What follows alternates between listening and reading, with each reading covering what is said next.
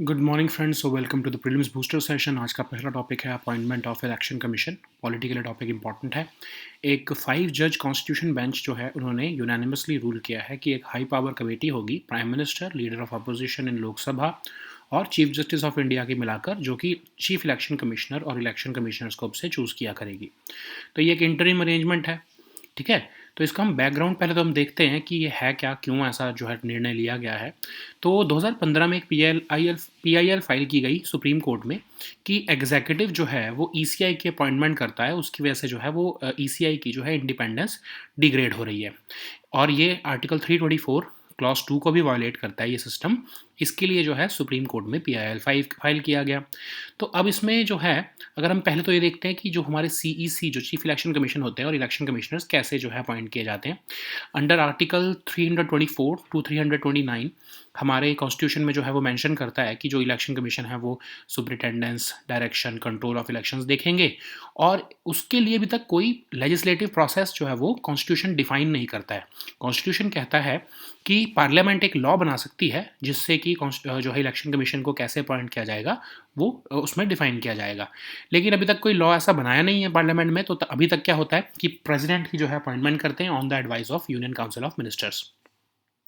Supreme court ने बोला कि ये इंडियन कॉन्स्टिट्यूशन का जो साइलेंस है वो एक्सप्लॉइट किया जा रहा है। पर्सन जो है, ऐसा पर्सन को नॉमिनेट किया जाता है जो है प्रेसिडेंट द्वारा रादर मतलब गवर्नमेंट द्वारा, जो 65 की एज के बहुत ही पास है और उस ताकि वो पूरे 6 ईयर्स कंप्लीट ना कर पाए। जैसा ही वो 65 साल का हो उसी टाइम वो रिटायर हो जाए। इसलिए उसके इंडिपेंडेंस को अंडरमाइन करने के लिए गवर्नमेंट ऐसे लोगों को अपॉइंट करती है।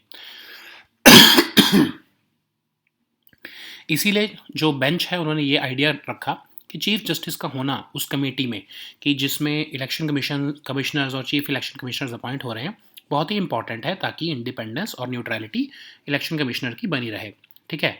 लेकिन ये भी कोई एक सही तरीका नहीं है। कोर्ट को है जो है कोई बैंडेड सॉल्यूशन, स्टॉप गैप सॉल्यूशन या कोई इंटरिम अरेंजमेंट देने से बचना चाहिए। और कोई ऐसी जो है अरेंजमेंट जिसमें कि एग्जीक्यूटिव के फंक्शंस सुप्रीम कोर्ट अज्यूम कर ले, वो भी सही नहीं है हमारी डेमोक्रेसी के लिए, है ना। तो लेकिन हुआ क्या है कि इसमें गवर्नमेंट की ही गलती है। गवर्नमेंट अभी तक लॉ क्यों नहीं लेकर आई? कॉन्स्टिट्यूशन जो है पिछले 70-75 साल से हमारा देश आज़ाद है, तब से कोई भी गवर्नमेंट अभी तक लॉ क्यों नहीं बना रही है इलेक्शन कमीशन को जो है वो जो है एक स्वतंत्र जो है वो उसकी अपॉइंटमेंट के लिए कोई लॉ क्यों नहीं बना रही है। आपको इसका एग्जांपल देते हैं कि जब यूपीए गवर्नमेंट पावर में आनी थी, जो उससे पहले 2004 के इलेक्शन हुए थे, तो उस टाइम पर जो इलेक्शन कमिश्नर थे एमएस गिल जी, उन्होंने इलेक्शन कंडक्ट करवाया। और जैसे ही वो रिटायर हुए, क्योंकि यूपीए पावर में थी उस टाइम पर, यूपीए ने उनको अपने यूनियन काउंसिल ऑफ मिनिस्टर्स में मिनिस्टर ऑफ स्पोर्ट्स बना दिया। तो इससे बड़ा आपके लिए क्या एग्जांपल होगा कि इंडिपेंडेंस ऑफ जो है आपके इलेक्शन कमिश्नर की वो किस तरह से वायलेट की जाती है। कि जो इलेक्शन करवा के आपको पावर में, जिसके इलेक्शन करवाने के अंदर आप उसके बाद आप पावर में आए हो, उसी को ही आप अपनी ही कैबिनेट में मिनिस्टर बना देते हो। तो ये इससे इंडिपेंडेंस ऑफ जो है आपके इलेक्शन कमीशन के ऊपर क्वेश्चन आते हैं, है ना। अभी तक कोई भी गवर्नमेंट जो है वो ये लॉ नहीं लेकर आई है। इसलिए एक लॉ लेकर आना चाहिए, इंडिपेंडेंट इंस्टीट्यूशन बिल लेकर आना चाहिए, जिसमें ना सिर्फ अपॉइंटमेंट बल्कि ओवरऑल भी इंडिपेंडेंस और इम्पार्शलिटी के ऊपर जो है प्रोविजंस होने चाहिए। अकाउंटेबिलिटी उनकी लेजिस्लेचर पर होनी चाहिए रादर दैन एग्जीक्यूटिव, ठीक है। नेक्स्ट हम देखते हैं सोशल स्टॉक एक्सचेंज। ये टॉपिक हम कई बार देख चुके हैं, लास्ट वीक भी देखा था। अब हम इसमें देखेंगे कि कौन से जो है सोर्सेज के थ्रू जो है फाइनेंस उठा सकेंगे, ठीक है। तो पहले तो हम देखते हैं, टॉपिक हमारी इकोनॉमी के लिए इंपॉर्टेंट है। तो national stock exchange of India को सेबी ने अप्रूवल दे दिया है कि वो सोशल स्टॉक एक्सचेंज जो है वो सेटअप कर सकता है। यूनियन फाइनेंस मिनिस्ट्री ने 2019 के बजट में जो है वो प्रेजेंट किया था कि हम एक स्टॉक एक्सचेंज लेकर आएंगे ताकि सोशल एंटरप्राइजेस भी जो है वो पैसा मार्केट से उठा सके। तो जो ये सोशल स्टॉक एक्सचेंज होता है, ये एक सेपरेट सेगमेंट होगा with in the national stock exchange. और ये सिर्फ उन्हीं एंटरप्राइजेस को केटर करेगा जो कि सोशल इनिशिएटिव्स के लिए फाइनेंस लेना चाहते हैं। रिटेल इन्वेस्टर्स जो हैं वो जो कि सिर्फ फॉर प्रॉफिट सोशल एंटरप्राइजेज में इन्वेस्ट करना चाहते हैं, वो इस सोशल स्टॉक एक्सचेंज में इन्वेस्ट कर सकेंगे, ठीक है। और इवन इंस्टीट्यूशनल इन्वेस्टर्स या नॉन इंस्टीट्यूशनल इन्वेस्टर्स भी जो है वो इन्वेस्ट कर सकेंगे, लेकिन सिर्फ उन्हीं एंटरप्राइजेज में जो सोशल कॉज के लिए काम कर रही हैं। जैसे आपकी नॉट फॉर प्रॉफिट ऑर्गेनाइजेशंस हो सकती हैं, या कोई भी और सोशल एंटरप्राइजेज जो कि कुछ ऐसी फील्ड्स में काम कर रही हैं, जैसे हंगर, पॉवर्टी, माल न्यूट्रिशन, इनइक्वालिटी को इरेडिकेट करना चाहती हैं, education, empowerment of women, LGBT community, environment sustainability, national heritage को प्रोटेक्ट करना, डिजिटल डिवाइड को ब्रिज करना, ऐसी जितनी भी ये सोशल हमारी जो हमारी जो फंक्शंस हैं या वर्क्स हैं, उसमें अगर कोई एंटरप्राइज काम कर रही है तो उसको हम सोशल स्टॉक एक्सचेंज में लिस्ट कर सकेंगे। ठीक है, अब ये कैसे डिसाइड किया जाएगा कि वो इस फील्ड में काम कर रही हैं या नहीं कर रही हैं? अगर उनकी टोटल एक्टिविटीज़ की 67% एक्टिविटीज़ इन पर्टिकुलर ऑब्जेक्टिव्स को स्टेटेड हैं, तो माना जाएगा कि वो सोशल एंटरप्राइजेस हैं। लेकिन कॉरपोरेट फाउंडेशंस, पॉलिटिकल या रिलीजियस ऑर्गेनाइजेशंस जो हैं वो एलिजिबल नहीं होंगी अपने आप को सोशल एंटरप्राइजेस डिक्लेयर करके सोशल स्टॉक एक्सचेंज में लिस्ट होने के लिए। ठीक है, अब एनपीओज और जो ये फॉर प्रॉफिट एंटरप्राइजेस पैसा कैसे उठा पाएंगी? पहला तो है आपका zero coupon zero principal instruments. ठीक है, फिर दूसरा होगा आपका डेवलपमेंट इम्पैक्ट बॉन्ड्स। ठीक है, ये दो तरीके से जो है पैसा उठा पाएंगी।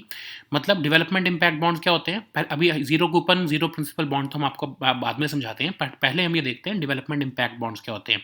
कोई भी प्रोजेक्ट समझ लो, अगर कोई जब वो कंप्लीट हो जाता है और अगर उसके सोशल मैट्रिसेस जो मतलब समझ लो मैंने कोई प्रोजेक्ट चलाया और मैंने एजुकेशन से रिलेटेड कोई प्रोजेक्ट चलाया, उससे समझ लो 100 बच्चे पढ़ना शुरू कर चुके हैं, तो मैंने अपना जो वो प्रोजेक्ट चलाया था और वो कंप्लीट कर चुका है, जो उसकी सोशल एंड जो उसकी मैट्रिसेस थी वो कंप्लीट कर चुका है, 100 बच्चे पढ़ना शुरू हो चुके हैं। उसके बाद आउटकम फंडिंग होगी उस प्रोजेक्ट से रिलेटेड मेरे ऊपर, मुझे मतलब, ठीक है, उसको हम आउटकम फंडिंग कहते हैं। और एनपीओज जो हैं वो अपने एग्जिस्टिंग ऑपरेशंस के लिए भी और अपने जो प्रोजेक्ट वो कंप्लीट करके दे चुके हैं सोसाइटी को, उसके लिए भी वो पैसा उठा सकते हैं कि वो अगले आगे के प्रोजेक्ट्स जो हैं वो चला सकें उससे। ठीक है, ऐसे ही इक्विटी शेयर्स भी वो जो है ये सोशल एंटरप्राइजेज इशू कर पाएंगी। ऑल्टरनेटिव इन्वेस्टमेंट फंड भी जो है वो जो है को भी इक्विटी शेयर्स वो जो है वो दे पाएंगी। ठीक है, क्योंकि उनका मोटिव जो है वो सोशल ऑब्जेक्टिव्स हैं। अब हम देखते हैं कि ये zero coupon zero principal instruments होते क्या हैं। अब आपको पता होगा कि जब कोई बॉन्ड इशू होता है तो उस पर इंटरेस्ट मिलता होता है ना, तभी वही तो इन्वेस्टर जो है उसी से तो इनकम कमाता है। लेकिन zero coupon zero principal instruments वो बॉन्ड्स की तरह होते हैं जिनमें कोई इंटरेस्ट तो नहीं मिलता है, लेकिन उसको डिस्काउंट पर इशू किया जाता है। कैसे? समझ लो 100 रुपये का एक बॉन्ड है, आप वो खरीदते हो, लेकिन वो आपको 90 रुपये में आपको दिया जाता है। मतलब आप 90 रुपये में खरीदते हो उसको, लेकिन जब वो मैच्योर होगा जितने भी साल बाद, तो आपको पूरे 100 रुपये मिलेंगे। तो मतलब आपकी इंटरेस्ट से कोई इनकम नहीं है, लेकिन मैच्योरिटी के बाद जब वो मैच्योर हो रहा है तो आपको जो उसकी फेस वैल्यू है वो पूरी मिल रही है, जबकि आपने उसको डिस्काउंट पे खरीदा था। तो वो जो आपका 10 रुपये का जो मार्जिन है वो आपका इसमें प्रॉफिट हो जाता है। ठीक है, सो नेक्स्ट हम टॉपिक देखते हैं, press council of India. Governance के लिए टॉपिक इंपॉर्टेंट है। प्रेस काउंसिल ऑफ इंडिया ने रिसेंटली एडवाइजरी जारी की है प्रिंट मीडिया को पेड न्यूज़ से रिलेटेड। तो अब हम देखते हैं प्रेस काउंसिल ऑफ इंडिया है क्या। 1966 में फर्स्ट प्रेस कमीशन के अंदर इसको सेटअप किया गया है। प्रेस काउंसिल एक्ट 1978 के द्वारा इसको स्टैट्यूटरी बॉडी बना दिया गया है, क्वाजी जुडिशियल बॉडी है। इसमें एक चेयरपर्सन होते हैं और 28 अदर मेंबर्स होते हैं।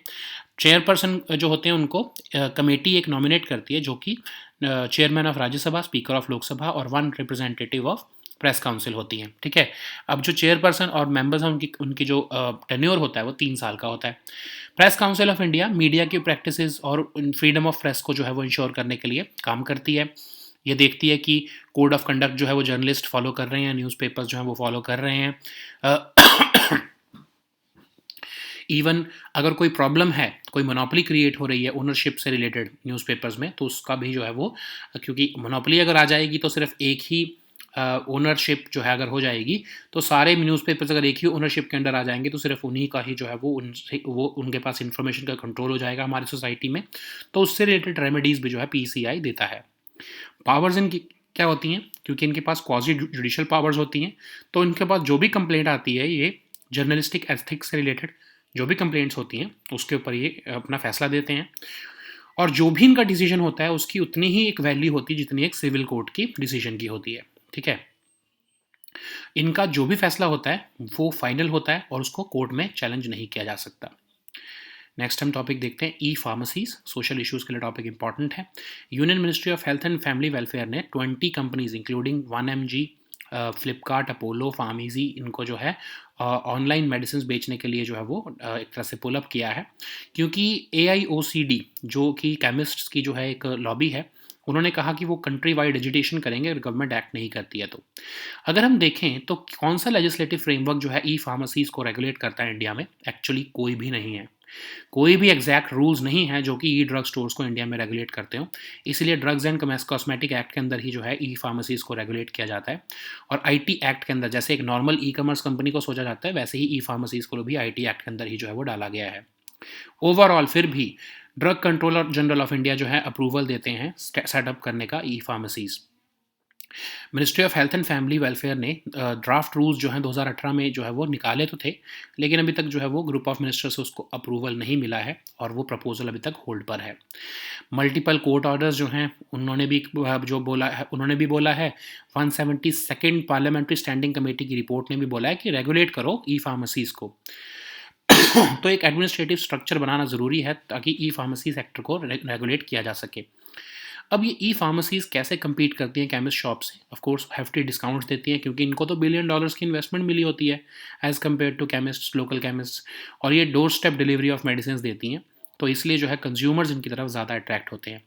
तो क्या हमें ई फार्मेसीज को बैन कर देना चाहिए? ऑफ कोर्स जो आपकी ऑनलाइन डिलीवरी ऑफ ड्रग्स है वो बहुत ज़्यादा उसकी मार्केट तेज़ी से बढ़ रही है। अगर हम इसको बैन भी कर देंगे तो ये अंडरग्राउंड ऑपरेट करना शुरू कर देंगे, तो इसलिए इसको रेगुलेट करना ज़्यादा सही रहेगा। तो क्या मॉडल होना चाहिए? क्या एक हाइब्रिड मॉडल हो ब्रिक एंड मॉर्टर स्टोर्स का और ई फार्मेसीज का? तो ड्रग डिलीवरी जो है वो कंज्यूमर सेंटीमेंट के ऊपर डिपेंड करती है, ठीक है। अगर कोई एक्यूट एमरजेंसी है तो पेशेंट्स तो अभी भी जो है वो केमिस्ट से ही दवाई लेना पसंद करते हैं, नॉट वो वेट नहीं करेंगे कि फार्मेसी प्लेयर्स उनको आकर दवाई दें, ठीक है।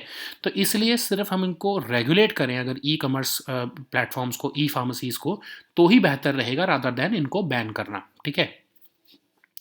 नेक्स्ट हम टॉपिक देखते हैं स्वायत्त इनिशिएटिव। तो ये आपके इकोनॉमी के लिए इंपॉर्टेंट है। एक फंक्शन रिसेंटली जो है स्वायत्त इनिशिएटिव के सक्सेस को कमेमोरेट करने के लिए जो है वो कंडक्ट किया गया था और उसी में ही जो है ये स्वायत्त इनिशिएटिव को कमेमोरेट किया गया है, उसके सक्सेस को कमेमोरेट किया गया है। स्वायत्त इनिशिएटिव जो है इसका मीनिंग है startups, women and youth advantage through E transaction on government e market place. तो इसमें होता क्या है कि सेलर्स और सर्विस प्रोवाइडर्स जो है उनको प्रमोट किया जाता है कि वो अपने आप को, चाहे वो एमएसएमईज हों, चाहे वो विमेन एंटरप्रेन्योरशिप से रिलेटेड जो बॉडीज़ हों या फिर ऐसे बिजनेसेस हों, वो अपने आप को जीईएम पोर्टल पर रजिस्टर करें गवर्नमेंट, ताकि उनसे प्रोडक्ट्स जो है प्रोक्योर कर सके। गवर्नमेंट ई मार्केट प्लेस आपको पता ही है कि गुड्स एंड सर्विसेज जो गवर्नमेंट का एक तरह से अमेजॉन या फ्लिपकार्ट, गवर्नमेंट इस पर जो भी सेलर्स हैं उससे अपने प्रोडक्ट्स जो है वो खरीदती है। समझ लो कि कोई आपका गवर्नमेंट डिपार्टमेंट है, उसको चेयर्स चाहिए, तो वो जाकर यहाँ पर जो भी सेलर्स बेच रहे होंगे गवर्नमेंट ई मार्केट प्लेस पे, उनसे जाकर चेयर्स खरीद सकेगी, ठीक है। तो इसको directorate general of supplies and disposals जो है उन्होंने डेवलप किया है और ये प्रॉपरली आपका पेपरलेस, कैशलेस और सिस्टम ड्रिवन ई मार्केट प्लेस है, जिससे कि गवर्नमेंट कंपेटिटिवली बिडिंग भी कर लेती है इसी के थ्रू और जो है एक तरह से ट्रांसपेरेंसी आती है कि कोई फेवर नहीं दिया जाता किसी को। अगर मुझे चेयर खरीदनी है, मुझे अपने किसी सरकारी डिपार्टमेंट के लिए, ऐसा नहीं है कि मैं अपने किसी रिश्तेदार से वो चेयर्स खरीद लूँगा। मैं गवर्नमेंट ई मार्केट प्लेस पे हो सकता है कि जो सबसे अच्छी कॉस्ट में मुझे सबसे अच्छी चेयर्स मिल रही होंगी, मैं वो उसको गवर्नमेंट ई मार्केट प्लेस से जो है गवर्नमेंट खरीदेगी। नेक्स्ट हम टॉपिक देखते हैं expected credit loss regime. Economy के लिए टॉपिक इंपॉर्टेंट है। तो एक क्रेडिट रेटिंग एजेंसी है इंडिया रेटिंग्स एंड रिसर्च, उन्होंने बोला है कि बैंक्स के पास एडिक्वेट टाइम और फाइनेंशियल स्ट्रेंथ होगी क्रेडिट लॉस रिजीम की तरफ ट्रांजिट करने में, ठीक है। तो ये अब हम टॉपिक आपको पता ही होगा, हमने पहले डिस्कस भी किया था, लोन लॉस प्रोविजंस क्या होते हैं। तो आरबीआई ने कहा है कि बैंकिंग सिस्टम एक credit loss based provisioning approach के साथ जो है वो मूव करना चाहिए। अभी जो हम इनकर्ड लॉस अप्रोच जो फॉलो कर रहे हैं वो सही नहीं है, ठीक है। तो अब हम पहले तो देखते हैं कि लोन लॉस प्रोविजन होते क्या है। तो एक रिजर्व जो है आपके बैंक्स बनाकर रखें, जो उसमें वो पैसा डालते रहें कि अगर कल को हमारे लोन्स डिफ़ॉल्ट होते हैं तो हम इस रिज़र्व में से पैसा निकाल कर अपने लॉसेस को रिकवर करेंगे। तो ये आपके लिए, आपकी सेफ्टी और साउंडनेस ऑफ बैंक के लिए अच्छा रहेगा, ठीक है। आप भी घर पे जब कोई भी आपके पास पैसा आता है तो आप उसमें से कुछ पैसा बचा कर रखते हो ना, कि कल को मेरे पास पैसा नहीं रहा तो मैं इस सेविंग्स अकाउंट में से पैसा जो है वो निकाल कर अपना गुजारा चलाऊंगा। तो ये ही बैंक्स के लिए भी है कि अगर उनके लोन्स डिफ़ॉल्ट होते रहेंगे तो फिर उनको नुकसान हो सकता है। तो इसलिए वो पहले से ही प्रोविज़न बना कर रखें एक रिज़र्व में कि अगर उनके जो है लोन्स जो है डिफ़ॉल्ट होंगे तो वो इन वर्स्ट केस सिनेरियो वो उस रिज़र्व का यूज़ कर सकेंगे, ठीक है। लेकिन उसी के लिए ही ये एक्सपेक्टेड क्रेडिट लॉस रिजीम जो है वो बनाया जा रहा है, और उनको अपने एस्टिमेट करना पड़ेगा कि कितना, एक फॉरवर्ड लुकिंग एस्टिमेशन के बेसिस पर उनको एस्टिमेट करना पड़ेगा कि कितना उनको जो है वो लॉस हो सकता है आने वाले टाइम में, और उसके बेसिस पर वो अपने फाइनेंशियल असेट्स को क्लासीफाई करेंगे स्टेज 1, 2 और 3 डिपेंडिंग अपॉन कि कितना उनका क्रेडिट रिस्क है। स्टेज 1 मतलब जो है वो कम रिस्क वाले एसेट्स हैं, कि मतलब ये लोन तो हमें वापस आ सकता है, इतना तो हमें भरोसा है। सेकंड वाले में थोड़ा और ज़्यादा रिस्क है, थर्ड में सबसे ज़्यादा रिस्क है, तो उसके उसी के बेसिस पर जो है वो अपने क्रेडिट लॉस जो है वो प्रोविजनिंग करेंगे। अब इसके बेनिफिट्स क्या हैं? क्योंकि आपने जो है रिजर्व बना रखे हैं, तो आपके शॉर्टफॉल नहीं होगी, ठीक है? क्यों आपके पास ऐसा नहीं होगा कि पैसा खत्म हो गया, क्योंकि आपने तो उसके रिजर्व्स बना रखे हैं, आपके पास पता है कि हम अगर खतरा हुआ तो मैं इस रिजर्व में से पैसा इस्तेमाल कर सकता हूँ। अब जो हम अभी मॉडल फॉलो करते हैं वो है इनकर्ड लॉस बेस्ड अप्रोच, मतलब जब तक हमारे कोई लोन डिफ़ॉल्ट एक्चुअल में नहीं हो जाता तब तक हम उसे मानते ही नहीं है कि वो डिफ़ॉल्ट होगा। तो उससे क्या हो रहा है कि एक्चुअल में वो लोन आपका डिफ़ॉल्ट हो चुका है, वो आपका पर्सन पैसा लौटाने वाला नहीं है, लेकिन जब तक वो उसको प्रॉपरली ऐसा डिक्लेयर नहीं करेगा कि वो दे ही नहीं रहा है पैसा, जब तक वो नॉन परफॉर्मिंग एसेट वो बन ही नहीं जाएगा, तब तक बैंक्स अपने उसको बैलेंस शीट में दिखाते रहेंगे कि हाँ ये पैसा हमें आने वाला है। इससे क्या हो रहा है कि बैंक्स अपनी इनकम को ओवरस्टेट कर रहे हैं, ठीक है? तो ये हमारे इसमें इसका बहुत बड़ा शॉर्टफॉल है। नेक्स्ट हम टॉपिक देखते हैं वैभव इनिशिएटिव। ये आपके साइंस एंड टेक के लिए इंपॉर्टेंट है। तो अभी नेशनल साइंस डे फरवरी 28 को होता है, और उस दिन जो है वैभव फेलोशिप स्कीम निकाली गई है इंडियन डायस्पोरा के लिए। वैभव इनिशिएटिव क्या है? नॉन रेजिडेंट इंडियन रिसर्चर्स को मिनिमम 1 मंथ और maximum 2 months in a year जो है वो एक किसी इंडिया के रिसर्च इंस्टीट्यूशन में काम के साथ रिसर्च करने का जो है वो मौका दे रहा है। 37 लाख जो है वो टोटल अमाउंट जो है वो एक रिसर्च के ऊपर जा सकती है for an entire period of course. और इससे होगा क्या कि रिसर्च इकोसिस्टम जो है इंडिया की हायर एजुकेशनल इंस्टीट्यूशंस का वो इम्प्रूव होगा, क्योंकि मोबिलिटी हो पाएगी रिसर्चर्स की या फैकल्टी की from overseas to institutions of India, ठीक है? तो 500 जो टॉप की यूनिवर्सिटीज़ हैं उनके रिसर्चर्स इंडिया में रिसर्च कर पाएंगे, चाहे वो नॉन रेजिडेंट इंडियंस हो, पर्सन ऑफ इंडियन ओरिजिन हो, या ओवरसीज सिटीजन ऑफ इंडिया हो। वो हमारे डोमेस्टिक माइंड्स के साथ कोलैबोरेट करके रिसर्च कर पाएंगे, जिससे हमारे डोमेस्टिक जो इंस्टीट्यूशंस हैं उनकी कैपेबिलिटीज़ इंक्रीज होंगी, ठीक है? नेक्स्ट हम टॉपिक देखते हैं एक्सरसाइज शिन्यूमेट्री। सिक्योरिटी के लिए टॉपिक इंपॉर्टेंट है। इंडियन एयरफोर्स जो है Japanese air self defence force के साथ जो है ये एक्सरसाइज शिन्यूमेट्री कर रही है। बायलैटरल मिलिट्री एक्सरसाइज है और इसमें पार्टिसिपेशन हो रही है। म्यूचुअल अंडरस्टैंडिंग और इंटरऑपरेबिलिटी से बढ़ेगी दोनों एयरफोर्स के बीच में। नेक्स्ट हम टॉपिक देखते हैं HTT 40, जो है आपके इकोनॉमी के लिए इंपॉर्टेंट है। यूनियन कैबिनेट ने रिसेंटली अप्रूवल दे दिया है कि वो 70 HTT 40 बेसिक ट्रेनर एयरक्राफ्ट जो है वो इंडियन एयरफोर्स के लिए प्रोक्योर करेंगी। तो ये हिंदुस्तान एरोनॉटिक्स लिमिटेड बनाने वाला है, डिज़ाइन भी करेगा, डेवलप भी करेगा। टर्बो पॉप एयरक्राफ्ट है। इसके maximum take off weight 2.8 tons रहता है, और एयर कंडीशन कॉकपिट है, मॉडर्न एवियनिक्स हैं। बेसिक फ्लाइट ट्रेनिंग के लिए इसको बेसिकली इस्तेमाल किया जाने वाला है। एक टर्बो पॉप एयरक्राफ्ट क्या होता है? जिसमें टर्बो प्रॉप इंजन होता है, एक या एक से ज़्यादा गैस टर्बाइन इंजन हो सकते हैं इसमें, और इसकी cost as compare to jet वो जो होती है वो कम होती है, ठीक है? सो नेक्स्ट हम देखते हैं मोई स्टैचूज। आर्ट एंड कल्चर के लिए इंपॉर्टेंट है, इंटरनेशनल रिलेशंस के लिए भी इंपॉर्टेंट है। साइंटिस्ट ने रिसेंटली देखा है कि एक अनडिस्कवर्ड मोई स्टैचू उनको ईस्टर आइलैंड पे मिला है। तो ये massive megalithic stone carved human shape statues हैं जो कि ईस्टर आइलैंड भी देखेंगे कहाँ पर है, पर पहले तो ये हम टॉपिक देखते हैं। तो मोई स्टैचू जो है वो अप्रॉक्सीमेटली 1400 से 1650वीं सदी के टाइम पर बनाए गए थे। लगभग 1000 ऐसे मोई स्टैचूज़ हैं जो कि वॉल्केनिक टफ से बने हुए हैं। जनरली इनका वेट 3 से 5 टन के करीब होता है, लेकिन जो हैवीएस्ट है वो 80 टन तक उसका वेट हो सकता है। अब ये मोई स्टैचूज़ जो हैं वो रिप्रेजेंट क्या करते हैं? जो चीफ थे उस टाइम पर उनको ऑनर करने के लिए जो है ये स्टैचूज़ बनाए गए। जो उस टाइम पर जिनका जो डिमाइज हो जाता था उनको ऑनर करने के लिए स्टैचू बनाए जाते थे। इनको रेक्टेंगुलर स्टोन प्लेटफॉर्म्स पर रखा जाता था, और ये इंटेंशनली जो है वो डिफरेंट कैरेक्टरिस्टिक्स के साथ बनाए जाते थे, ताकि उस पर्सन की अपीयरेंस को जो है ये एक तरह से मिमिक कर सके। अब हम देखते हैं ईस्टर आइलैंड क्या है। ईस्टर आइलैंड जो है एक रिमोट चिलियन टेरिटरी है जो कि लगभग 2200 माइल दूर है चिले से, और one of the most remote inhabited places in the world है, और इसको एज अ नेशनल पार्क अभी प्रोटेक्ट किया जाता है under UNESCO world heritage site, ठीक है? So now let us see all these topics in English.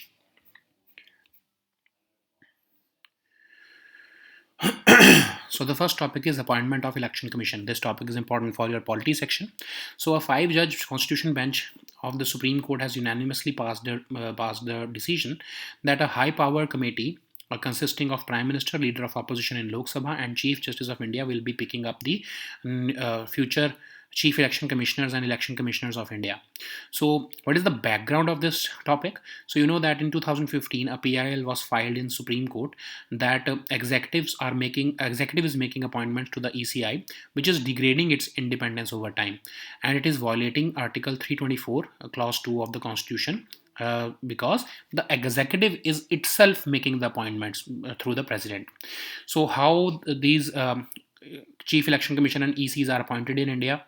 Actually, under Article 324 to 329, the Constitution talks about elections, but it does not lay down a specific legislative process, and it is open for the Parliament to make a law regarding the same. In the absence of such a law, the President is making the appointment since independence on the advice of the Union Council of Ministers. So that's what Supreme Court has observed now, that the silence of the Indian Constitution is being exploited by the executive, and the person there are several instances when the person appointed to the CEC position is deliberately appointed at late, who is about the age of 65, so that the person does not complete its term, and that's why the bench has mooted the idea of including the Chief Justice of India in the appointment. But remember that this is just an interim arrangement. If the Parliament makes a law regarding the appointment of Election Commission and Chief Election Commissioners, then of course this interim arrangement would cease to exist. So this is also the way forward. The court should not be intervening in the decisions which are basically meant for executive for the legislature. So this is just an interim arrangement until the Parliament makes a law, and therefore, an independent institution bill must be passed by the Parliament, which should not just be concerned about the appointment of a Chief Election Commission and Election Commissioners, but also ensure overall independence and impartiality of such institutions. Okay, so the next topic is social stock exchange. This topic is important for your economy section. Recently, the National Stock Exchange of India has given the final approval to set up social stock exchange, so to NSE. So this will be a separate segment within the existing stock exchanges, and retail investors, institutional investors would also be allowed to invest in these enterprises who are working for social initiatives.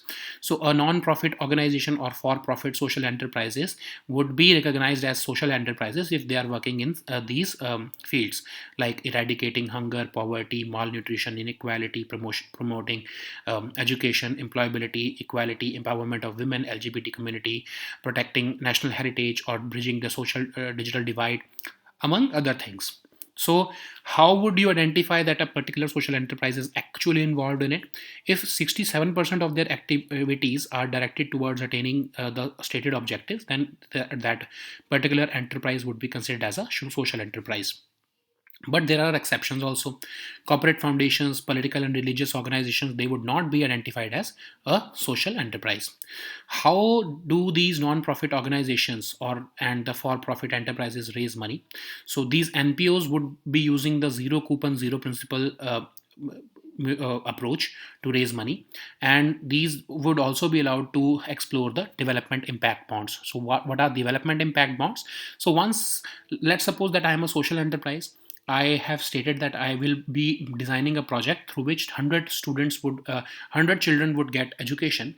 Once I complete the project and the actual 100 children starts getting education, that is, I have achieved the pre-agreed social matrices, then of course at pre-agreed cost or rates, then of course I would be given this development impact. I would be given this grant, and this would be called as outcome funding. Okay, so development impact bonds would be issued, and I would be able to get finance through it, and I would be able to use that money in my future projects. Okay, so NPO must be registered as a social sector NPO must be registered as a social sector enterprises for facilitating this issuance.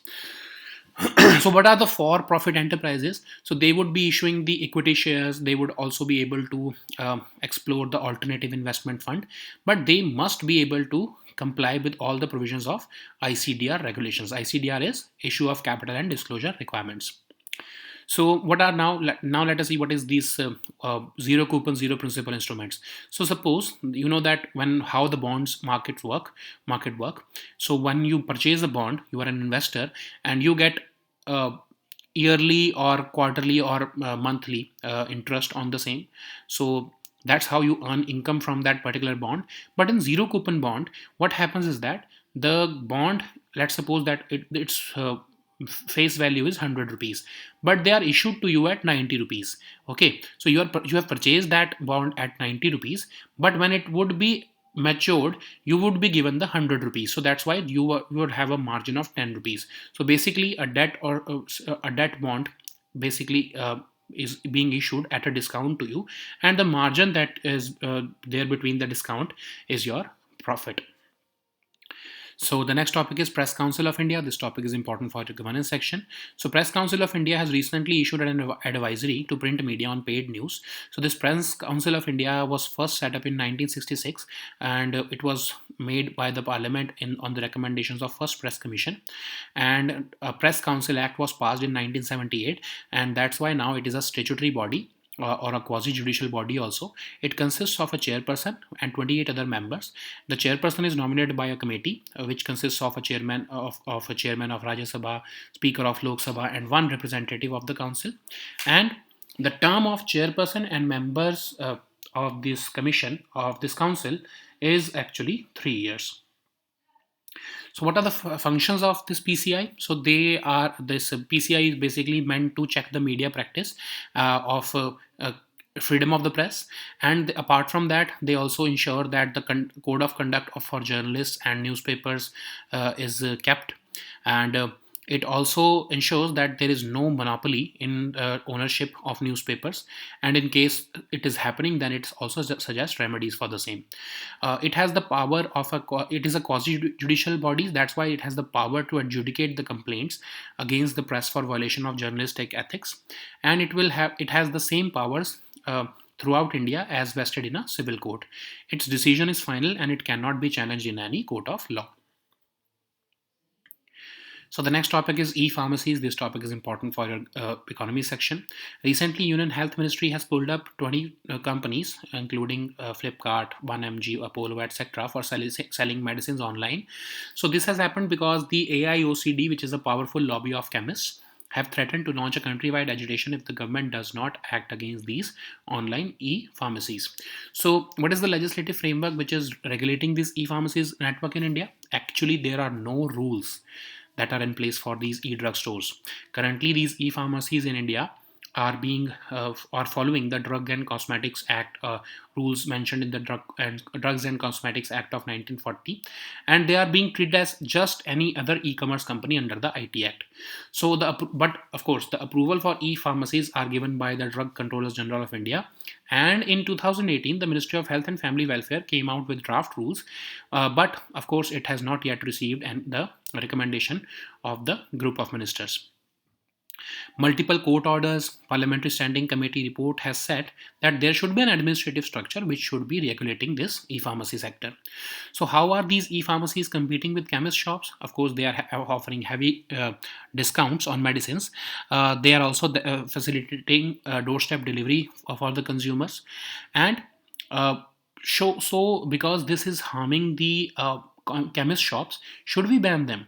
No, of course, because if we somehow ban them, they will go underground. So what lies ahead is that we should start regulating this sector instead of instead of outrightly banning them, because consumers are not just focusing upon these e-pharmacies, but there is a mix that is going for, of course, for any acute care or emergency situation. Patients are not going to wait for e-pharmacies to deliver them medicines. They will still go to chemists and buy the medicines. So there is a need to regulate this sector, because in the absence of regulation, then there are certain malpractices that we are unable to catch. So the next topic is Swayat initiative. This topic is important for your economy section. Recently, a function was held to commemorate the success of Swayat initiative, which was launched in February 2019. It is an initiative to promote startups, women, and youth advantage through e-transactions on government e-marketplace. So basically, you are promoting the inclusion of several categories of sellers and service providers on the government e-marketplace portal, which includes women entrepreneurships, small MSME sector, so that they can register themselves on GEM as sellers. GEM, it was set up in 2016. It is basically the Amazon or Flipkart of the government, whereby government departments can procure the things that they require through this government e-marketplace portal. Okay, MSME sector, even big companies or any other seller is registered themselves on this government e-marketplace, and the government acts as the buyer in this case, and they can buy products from these registered sellers. So the next topic is expected credit loss regime. This topic is important for your economy section. So credit rating agency India Ratings Research has recently said that banks would have adequate time and financial strength to absorb the impact of the transition that is expected when the banks would transition to credit loss regime. Currently, the banking system of India is focusing, or it is following rather, the incurred loss approach, but the RBI has said that we should move towards the credit loss based provisioning.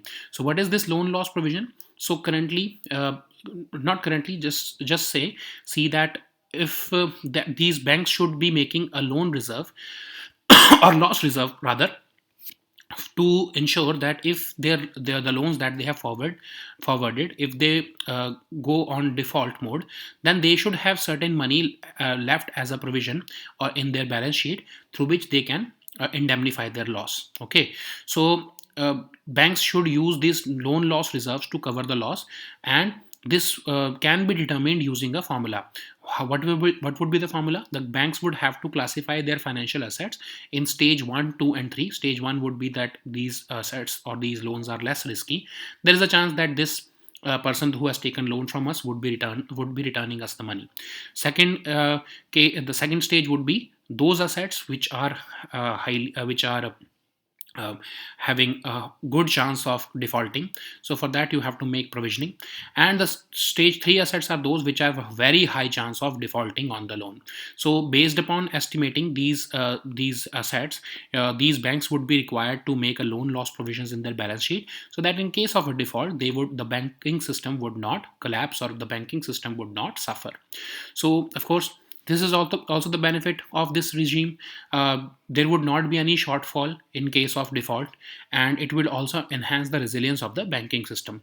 So what they are doing currently is that they are following the incurred loss based approach. So the banking system is assuming that as long as the banks that these loans are not actually defaulting, we are assuming that these loans would be realized. So which means that actually the loans would not be realized, but they are not yet officially declared as bad debts, but they are not going to be realized, but banks are assuming that they would be realized, and that's why they are overstating the income which are generated by them. So instead of that, we should follow this loan loss provision module.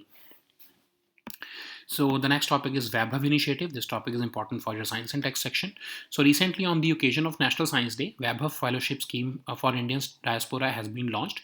So it would offer non-resident Indian researchers a minimum of 1 month and a maximum of 2 months in a year to partner with a research institution in India.